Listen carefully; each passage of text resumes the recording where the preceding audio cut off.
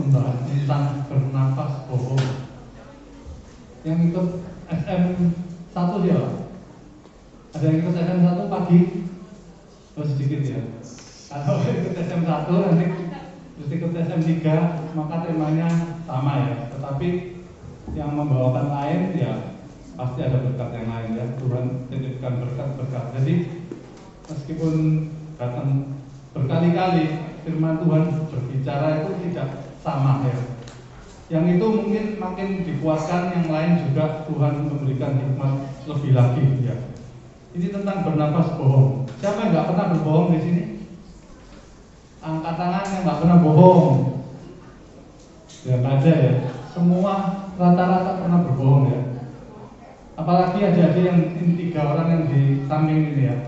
Halo, hoi, halo. Mau gantiin Pak Firman? Enggak ya. Dengerin ya. Nanti kalian rugi sendiri. Gak dapat firman pulang kira-kira mungkin ke gereja sudah, pokoknya saya sudah gereja. Tapi pulang nggak bawa apa-apa. Rugi ya. Dari kecil kalau mengerti firman Tuhan makin indah di hadapan Tuhan ya. Seperti Samuel. Jangan nanti sudah terlambat baru belajar firman Tuhan. Ya.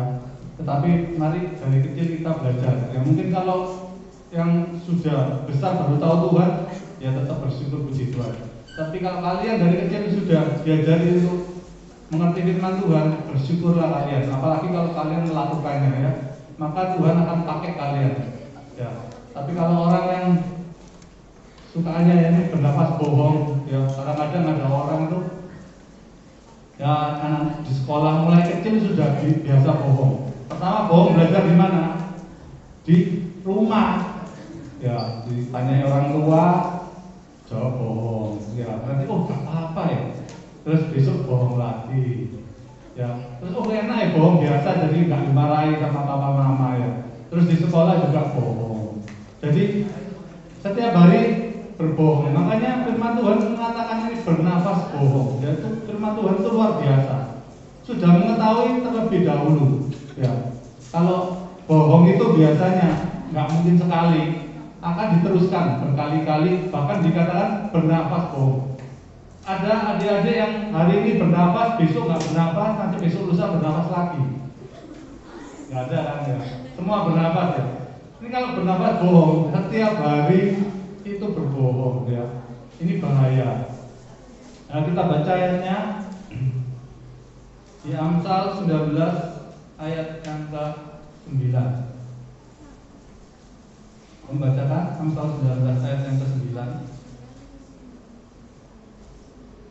Ini yang terjemahan lama, terjemahan baru juga mirip ya.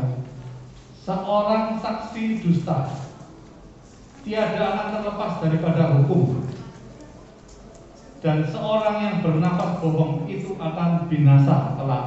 Ya, jadi jelas firman Tuhan mengatakan bersaksi dusta itu ya berbohong.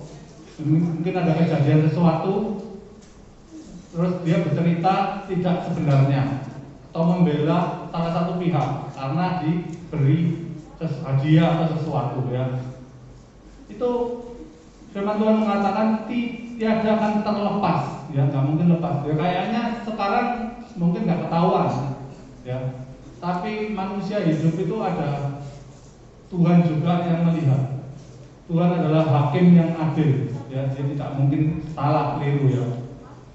Dan dikatakan seorang yang bernafas bohong akan binasa kelak ya. Akan binasa, maksudnya binasa masuk neraka ya. Jadi kalau orang biasa bicara bohong, akhirnya adalah binasa masuk neraka. Jadi jangan main-main dengan nafas bohong. Ya mungkin di sekolah ada yang sudah biasa ya, kadang-kadang orang bernafas bohong ini suka ngomong yang berlebihan. Aku ini gini, wah pokoknya ngomongnya itu luar biasa hebat ya. Padahal di baliknya itu mungkin ada benarnya dikit, bohongnya banyak ya, dicampur. Ini lama-kelamaan orang berbohong itu akan ketahuan ya. Tinggal tunggu waktunya saja. Teman-teman akhirnya tahu orang ini suka ngomong tapi ngomong besar, yaitu berbohong ya. Akhirnya bisa-bisa dijauhi. ya orang nggak mau dibohongi terus loh, ya akhirnya bisa-bisa dijauhi, nggak punya teman, ya. Yang biasa seperti itu bertobat, ya jangan sampai seperti itu. Firman Tuhan mengatakan jelas kita tidak boleh berbohong, ya. Keluaran 20 ayat 16.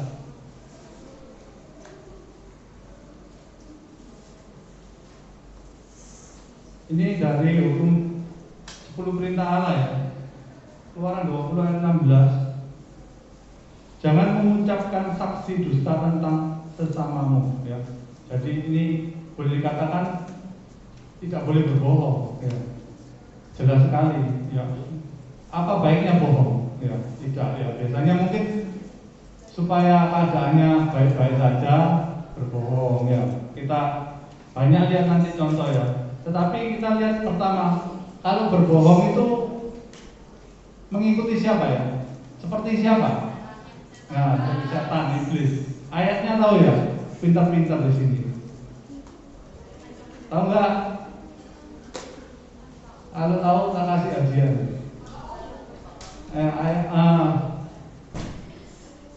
Bapaknya pembohong. Ya. Iya, ayatnya. Yang tahu ayatnya.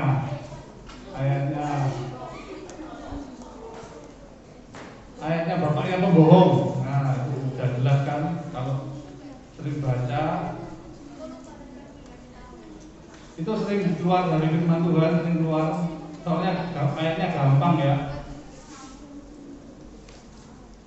Udah nyerah, nggak ada yang tahu. Wah, sayang. Jangan pakai ya search, ya, harus di search, ya. Yang menang Google-nya nanti.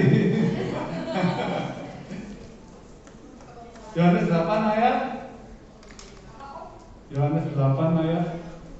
44. Ya, Yohanes 8 ayat 44. 4 tambah 4 jadi 8, ya. Yohanes 8 ayat 44. Membacakan, iblislah yang menjadi bapakmu dan kamu ingin melakukan keinginan-keinginan bapakmu. Ya, jadi orang yang suka bohong itu seperti iblis, juga senang berbohong seperti keinginan bapaknya.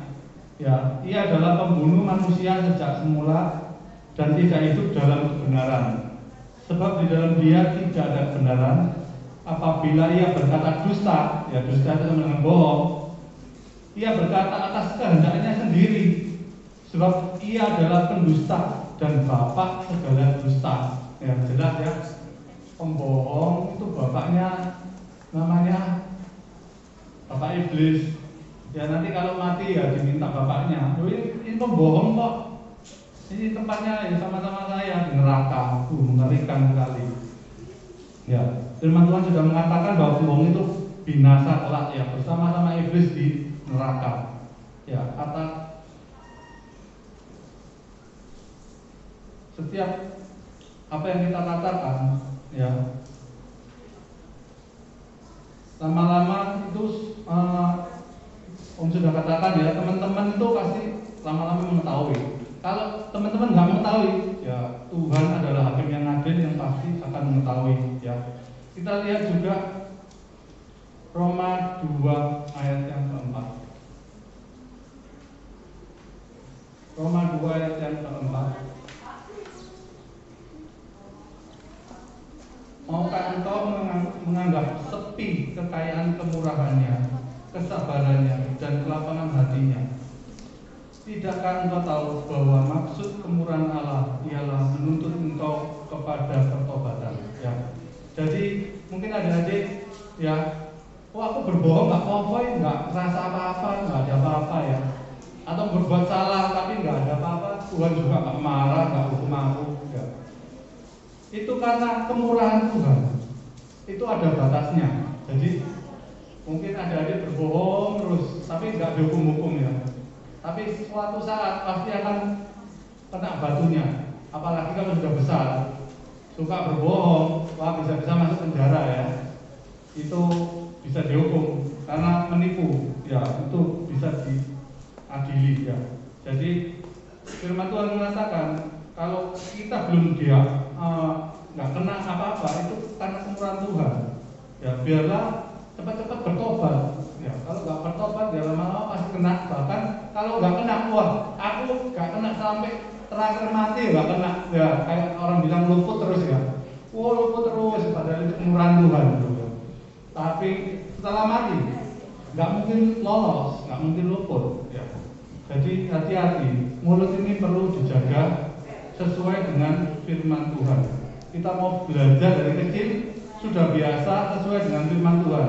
Kita dengarkan firman Tuhan, kita cocokkan hidup kita. Apakah sudah cocok atau belum?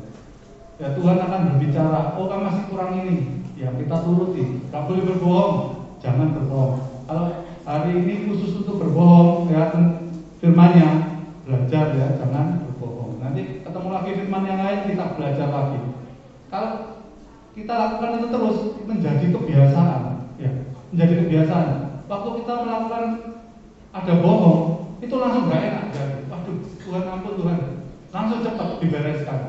Ya Tuhan tidak akan ulangi, atau kalau bisa minta maaf pada orang yang sudah dibohongi tadi. Maaf ya, tadi aku ada salah ngomong gini ya, ya bisa ya. Jangan diulangi lagi. Nah kita sekarang lihat contohnya orang yang berbohong. Ya. Orang yang berbohong misalnya ada orang mencuri jam. Ya. Setelah mencuri jam ketahuan temennya. Terus ditanya temennya, jamu kok bagus? Dari mana? Oh ini jamku ini aku baru beli ya. Padahal tadi mencuri. Terus ngomong baru beli. Beli di mana? Oh ini dari Amerika. Ya, jamnya dari USA. Terus ya, maka akan timbul bohong lagi. Ya, jadi akan bernapas bohong. Dan itu kalau diteruskan bisa panjang ya. Makanya kalau kita ngomong benar langsung selesai. Ya, tapi kalau berbohong akan terus panjang. Ya kita juga kadang-kadang mungkin adik-adik nggak tahu ya, atau sudah tahu kasus polisi yang rame itu ya, itu juga berbohong, kelihatan berbohong terus ya. Kalau misalnya orang mau mengakui kesalahannya ya, pasti kasusnya nggak akan panjang. Iya saya mengakui gini. Semuanya akan dikerjakan, diceritakan sebenar-benarnya, maka akan nyata ya, kebenaran itu akan nyata. Tapi kalau berbohong, itu berbelit-belit terus ya, maka akan lama ya. Dan mungkin orang bisa dikelabui, sedunia mungkin bisa kelabui, mungkin dia bisa kelabui se-Indonesia, bahkan dunia. Hebat ya orang ini gini. Nggak kena karena powernya, karena uangnya. Ya, tetapi ada Tuhan yang menjadi hakim yang adil. Ya, sekarang mungkin bisa lolos, tetapi nanti kalau sudah mati, ini firman Tuhan sudah mengatakan, bapaknya adalah penipu, yaitu bapaknya dia ya. Bapaknya orang-orang yang suka bernafas bohong ya. Ya mungkin ada orang bilang, aku ini anak Tuhan. Ya, boleh ngomong itu, tapi Tuhan yang akan menghakimi, ya menjadi hakim yang adil. Kita lihat yang lain adalah di 2 Samuel 2.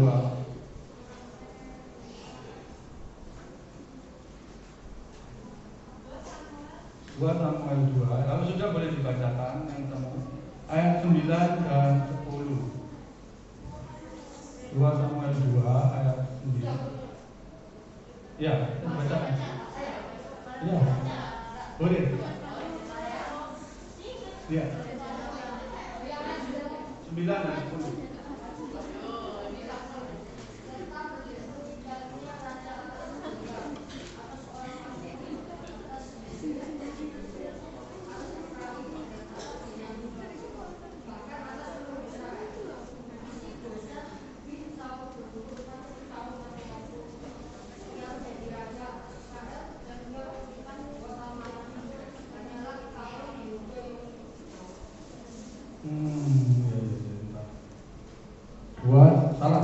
Sorry ya, 2 Samuel 1 ayat 9 dan 10.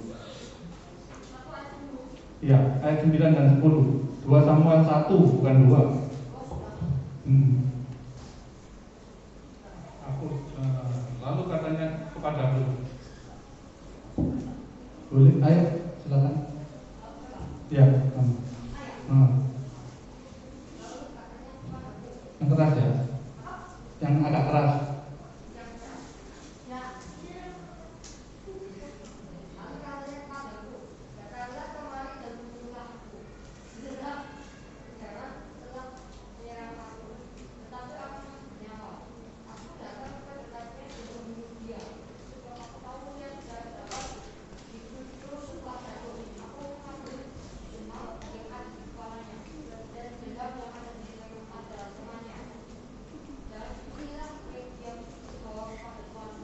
Ya, ini cerita tentang ya orang yang membunuh, dia mengaku membunuh Raja Saul karena Saul itu sudah kejang-kejang katanya ya, sudah sakit. Jadi dia ngaku, aku yang bunuh. Terus ini buktinya ya, ini dia ngomong ke Raja Daud untuk mendapatkan ya kemungkinan untuk mendapatkan hadiah. Ya, tetapi apa yang dikatakan sama dia itu adalah berbohong. Ya, padahal Raja Saul itu matinya bunuh diri kan, dia mati mengunduskan diri ke pedang, dan yang bawa pedang itu pun juga ikut-ikut mati karena takut ya. Terus orang ini hanya melihat setelah itu dia melihat ke Raja Daud cerita tentang seperti tadi ya, dia berbohong. Kita lihat di 1 Samuel 31 ayat 4 dan 5, yang lain gantian. 1 Samuel 31 ayat 4 dan 5. Dekat itu, cuma di atasnya kok.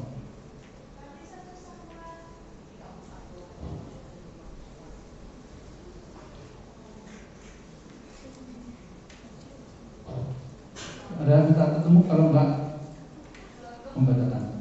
Ya, silakan.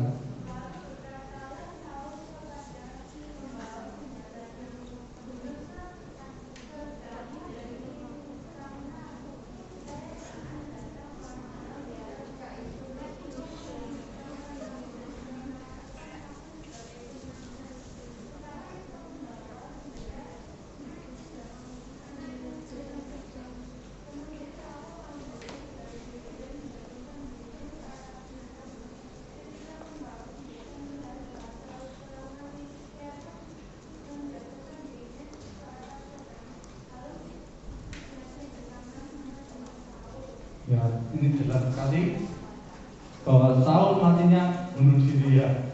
Kalau tadi sama ceritanya orang ini lain sekali ya.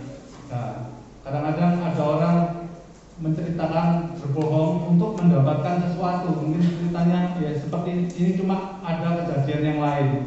Ya ternyata hadiahnya bukannya dapat sesuatu tetapi malah dibunuh. Ya, jadi hati-hati. Ini lucu ya.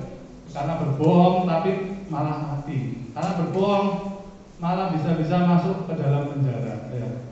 Jadi hati-hati dengan mulut ini, jangan gampang-gampang berbohong ya. Tuhan bilang, mengatakan tadi nanti akan tanggung resikonya, akan binasa ya, tidak terlepas daripada hukuman ya.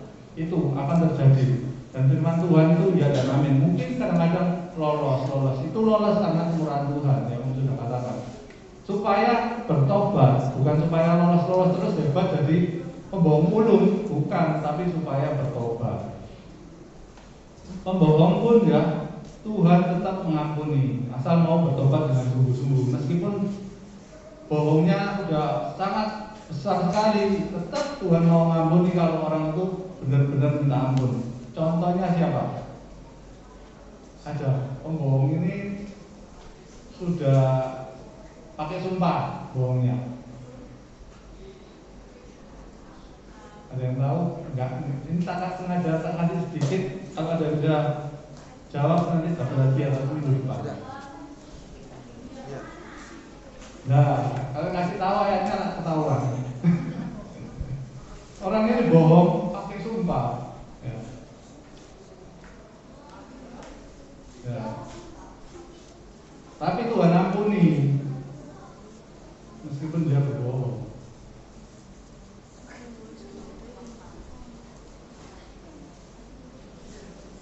Ada yang tahu? Ada yang tahu? Bohongnya 3 kali. Ya, ya, Petrus ya. Sudah betul. Apa namanya? Ini yang lihat. Namanya siapa? Minggu depan Felicia ya. Minggu depan ketemu Om nanti kasih hadiahnya. Ini Matius 26 ayat 31 sampai 35. Matius 26 ayat 31 sampai 35. Ini banyak ya tentang Petrus menyangkal Yesus ya. Membacakan supaya ini sengaja membacakan supaya kalian tahu dan kalian boleh mengerti agak dalam sedikit ya. Matius 26 ayat 31 sampai 35. Maka berkatalah Yesus kepada mereka, malam ini kamu semua akan tergoncang imanmu karena aku. Sebab ada tertulis, aku akan membunuh gembala dan kawanan domba itu akan tercerai-berai. Akan tetapi sesudah aku bangkit, aku akan mendahului kamu ke Galilea. Petrus menjawabnya, biarpun mereka semua tergoncang imannya karena engkau, aku sekali-kali tidak. Yesus berkata kepadanya, aku berkata kepadamu, sesungguhnya malam ini sebelum ayam berkokok, engkau telah menyangkal aku 3 kali. Kata Petrus kepadanya, sekalipun aku harus mati bersama-sama engkau, aku tidak akan menyangkal engkau. Semua murid yang lain pun berkata demikian juga. Ya, jadi mungkin waktu dekat dengan Tuhan itu kita kuat atau rame-rame, mungkin ya adik-adik kalau rame-rame ada yang wah yang semangat gitu ya. Oh nggak mungkin, aku pasti bela, pasti ya dikatakan seperti Petrus ini ya. Aku nggak mungkin nyangkal ya. Bahkan sampai mati pun ya. Mulut bisa ngomong seperti itu ya. Ini dia akhirnya berbohong karena kelemahan. Ya, meskipun karena kelemahan dia berbohong, tetap berbohong ya. Dia menyangkal, oh kan ketemu sampai 3 kali ya. Kita baca ya, supaya lebih jelas. Matius 26 ayat 69. Tetap di 26 ayat 69.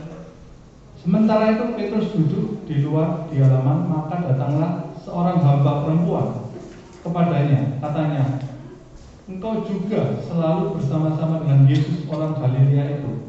Tetapi ia menyangkal di depan semua orang, katanya, aku tidak tahu apa yang engkau maksud ya. Ini hamba perempuan, seorang hamba perempuan saja dia sudah takut ya. Mungkin kalau ada orang yang mungkin lebih rendah, kadang-kadang orang itu berani ya, tetapi dia dengan hamba sudah takut ya, karena kata-kata itu sungguh membuat dia takut ya. Akhirnya dia mengatakan, aku tidak tahu apa yang engkau maksud ya.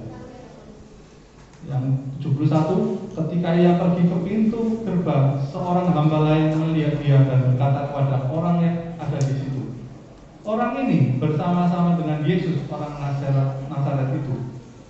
Dan ia menyangkal pula bersumpah, aku tidak kenal orang itu ya.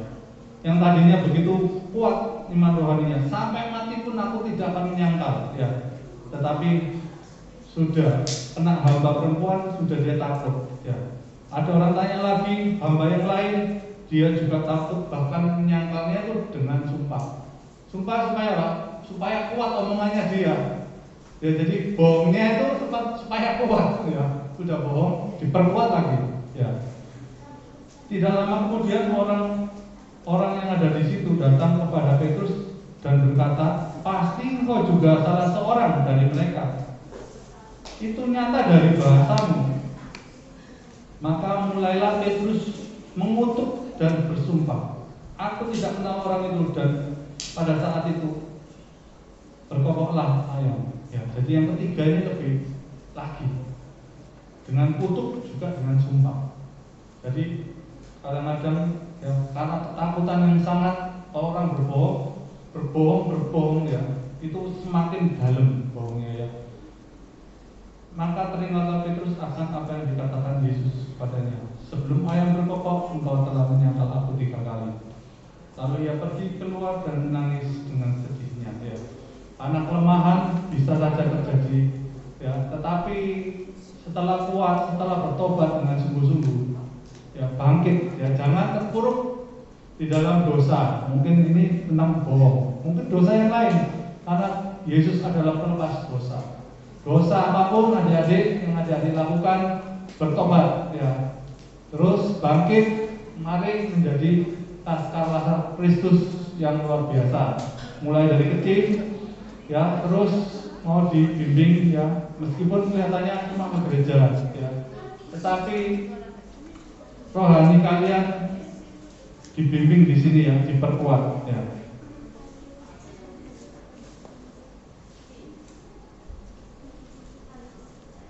Ada contoh yang lain?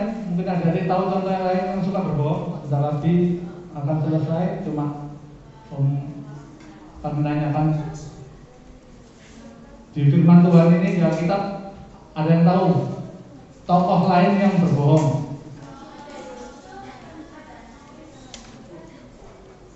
Yusuf berbohong. Ya, Yakub berbohong. Ya, kayak Yusuf berbohong. Ya, Anania Safira, ya banyak kan ceritanya ya. Yakub juga berbohong pada ayahnya kalau dia bilang kalau dia Esau juga ya. Abraham juga. Jadi ada hamba-hamba Tuhan di sini juga mengalami ya.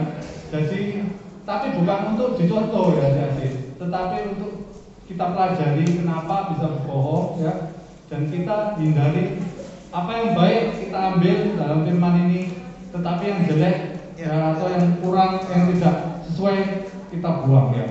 Puji Tuhan, ini yang bisa Om sampaikan.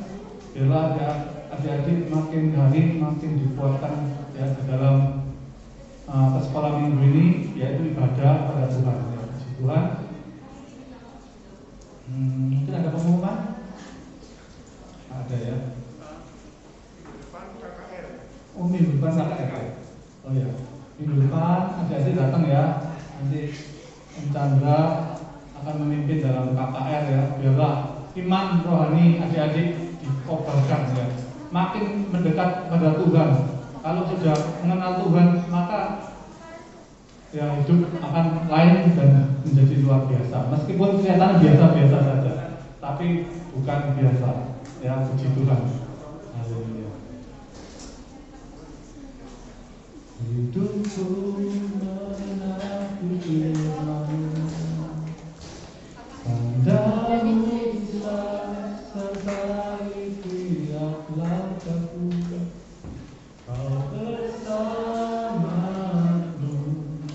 di dalamku, cari bukti kebesaran-Mu.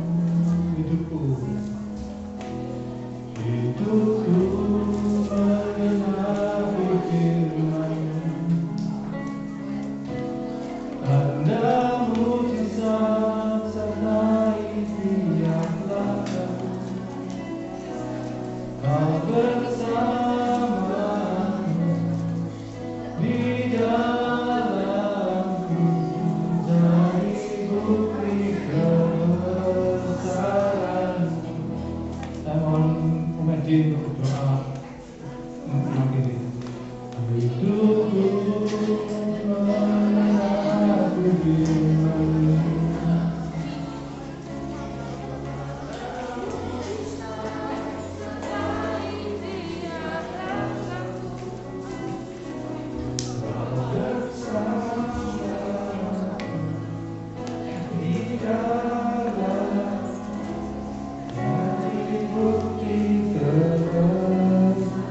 firman-Mu, baik, kita mau ambil sikap hati yang baik untuk Tuhan. kita mau berdoa. Bapa yang baik, terima kasih buat kasih setiamu atas hidup kami. Kami ada sebagaimana kami ada saat ini Tuhan, itu semua oleh anugerah-Mu. Kami percaya Tuhan, Engkau memiliki rencana yang indah untuk setiap kami anak-anak-Mu yang percaya.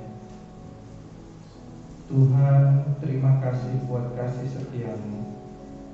Terima kasih Tuhan buat pertolongan-Mu atas hidup kami. Sore hari ini Tuhan, kami kembali diingatkan oleh kebenaran firman-Mu Tuhan. Engkau mengajarkan kami Tuhan untuk kami tidak berbohong Tuhan, supaya kami boleh hidup lebih benar, supaya kami boleh memakai setiap lidah kami Tuhan untuk Tuhan berbicara atas kebenaran menurut firman-Mu Bapa. Ampuni kami Tuhan kalau ada Tuhan di antara kami Tuhan yang masih Tuhan mungkin suka berbohong. Ampuni kami Tuhan. Kami ingin menyenangkan hati-Mu. Kami ingin memuji, memuliakan, membesarkan nama-Mu lewat mulut kami Tuhan. Biarlah Tuhan melalui firman-Mu pada sore hari ini Tuhan, Engkau ingatkan kami kembali untuk kami boleh memakai lidah kami untuk yang benar, untuk memuji, membesarkan nama-Mu saja. Bapa, Engkau berkati hamba-Mu yang sudah menyampaikan kebenaran firman-Mu. Engkau tambahkan lagi hikmat-Mu Tuhan untuk pembukaan firman-Mu Tuhan yang lebih lagi, supaya boleh menjadi berkat untuk kami semua. Dan juga tolong Tuhan Kau berkati dalam kehidupan keluarganya Tuhan. Kau berkati dalam pekerjaan. Dan juga Tuhan, kami Tuhan, kalau sebentar kami mau berpisah satu dengan yang lain, Tuhan tolong berkati kami. Tuhan berkati dengan damai sejahtera dari Allah Bapa. Dan biarlah Tuhan kasih setia-Mu senantiasa Tuhan menyertai kami sepanjang hari. Terima kasih Bapa. Terima kasih Roh Kudus. Biarlah Tuhan kami boleh datang kembali minggu depan untuk acara KKR Tuhan. Biarlah Tuhan hati kami Engkau berikan kerinduan lagi ya Tuhan, supaya Tuhan kami boleh berapi-api, kami boleh lebih semangat lagi mengiring Engkau Tuhan, sampai Engkau datang kedua kali. Terima kasih Tuhan. Hanya di dalam nama Tuhan Yesus kami semua sudah berdoa dan mengucap syukur. Haleluya. Amin.